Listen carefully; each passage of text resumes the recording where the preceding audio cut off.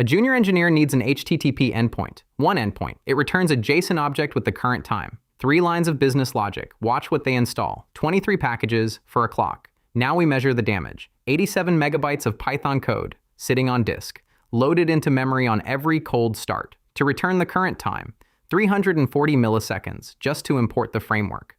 Before a single request hits your handler, before your code does anything, senior engineers aren't leaving Python. Python's fine. Python's excellent. What they're leaving is the assumption that every problem starts with pip install. The default dependency mindset is the bottleneck, not the language. That's the thesis. Let's earn it.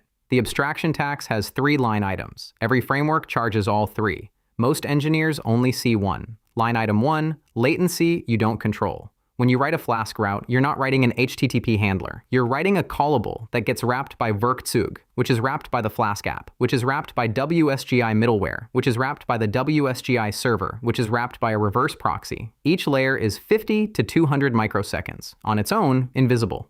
Stacked, it's the difference between a service that handles 10,000 requests per second and one that handles 2,000 on the same hardware. You didn't choose those layers. They're defaults, and defaults compound. Line item 2, the security surface, 9 packages. You installed 2. The other 7 are transitive, dependencies of your dependencies. You didn't pick them. You didn't vet them. You can't easily replace them. Somewhere between 200 and 300 lines in the dependency tree for a service that returns the current time. When CVE 2024 something drops at 2 a.m. and one of those transitive packages is named in it, you're the on-call engineer who has to figure out which of your 17 services is exposed. Senior engineers have lived through that night. Once is enough.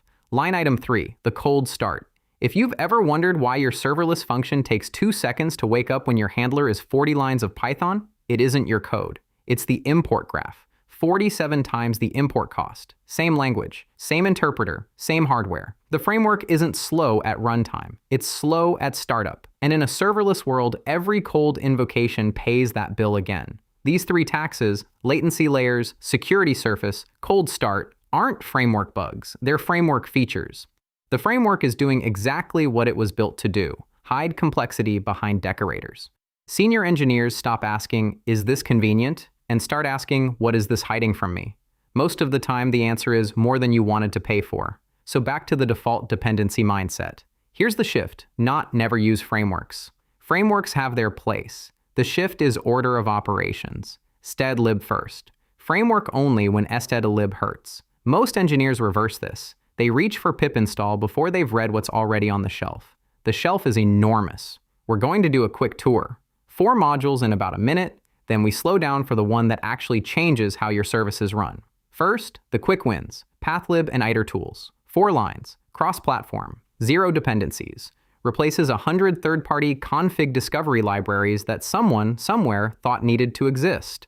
40 gig log file, 1 kilobyte of resident memory, no pandas, no third-party stream library, already in your interpreter. That's the warm-up, now the one that matters. Dataclasses with slots equals true, the one most teams are still missing. Look at slots equals true. That single keyword cuts memory per instance by roughly 40%. On a service holding 1 million order objects in memory, that's the difference between a 4 gigabyte process and a 2.5 gigabyte one. Frozen equals true makes it hashable, thread safe, built-in, no import time cost, no CVE feed to watch. This is the senior move that nobody puts on a resume.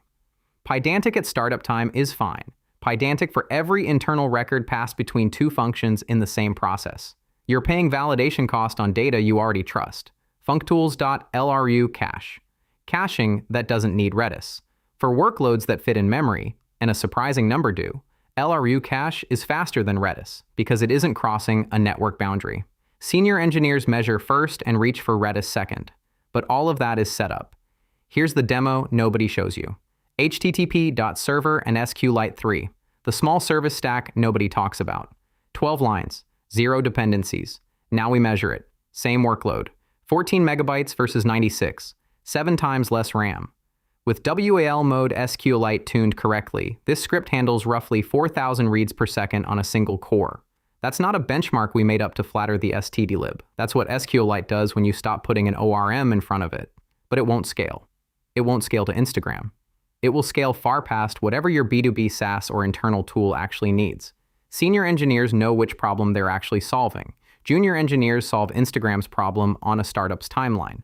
Let's be precise about what this is and what it isn't, because the abstraction tax we opened with isn't an argument for purism. It's an argument for honesty. This is not reinvent everything. Nobody is asking you to write your own TLS stack. This is knowing when the Stdlib wheel is enough, and being honest about it. The senior version of this conversation has 3 rules. Rule 1, convenience is a dead instrument. Every framework decorator you adopt is a borrowed convenience. The interest is paid in upgrade pain, security audits, and the day the framework's maintainer changes a default and breaks production. 31 outdated packages. Each one is a future Tuesday afternoon you'll spend reading changelogs. Rule 2, the 5-year test. The standard library has a backward compatibility contract no third-party library can match. Code you write against URLlib, Sclite3, pathlib, Dataclasses today will run unchanged on Python 3.20. This matters less for hobby projects. For a service that has to live in production for 5 years, it's the difference between we maintain it and it maintains itself. Rule 3, measure before you import. Run this on every framework you're about to add. If the answer is 400 milliseconds and 28 megabytes, and your alternative is 9 milliseconds and 1 megabyte, you now have data instead of vibes. Senior engineering isn't the absence of frameworks. It's the presence of measurement. The juniors picked Django because the tutorial said so. The mid-levels picked FastAPI because Twitter said so. The seniors picked whichever one had the lowest measured cost for the actual workload, and half the time, that thing was already in the Stdlib. Real optimization isn't switching languages. It isn't rewriting in Rust. It isn't migrating to Go because someone on Hacker News said so. Real optimization is using the language you already have, without the deadweight you didn't choose. Every megabyte you don't import is a megabyte that doesn't need to be patched, scanned, audited, upgraded, or paid for in cold start latency.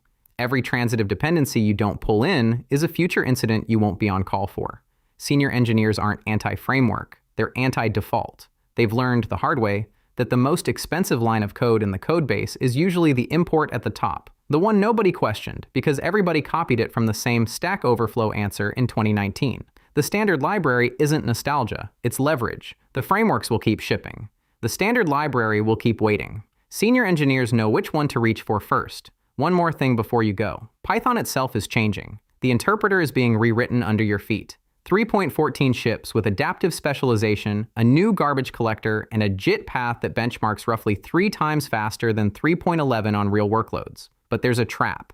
The speedup only kicks in if your code looks a certain way. Most existing Python, including a lot of the framework code we just dissected, doesn't. Some of it actually gets slower under the new interpreter, because the optimizations assume patterns that bloated framework abstractions break. We pulled apart exactly which patterns help, which patterns hurt, and what to change in your codebase before 3.14 lands in your production runtime. In another video on the channel, Python 3.14 is 3 times faster, but there's a trap. If you write Python in production, you want to watch that one before your next deploy.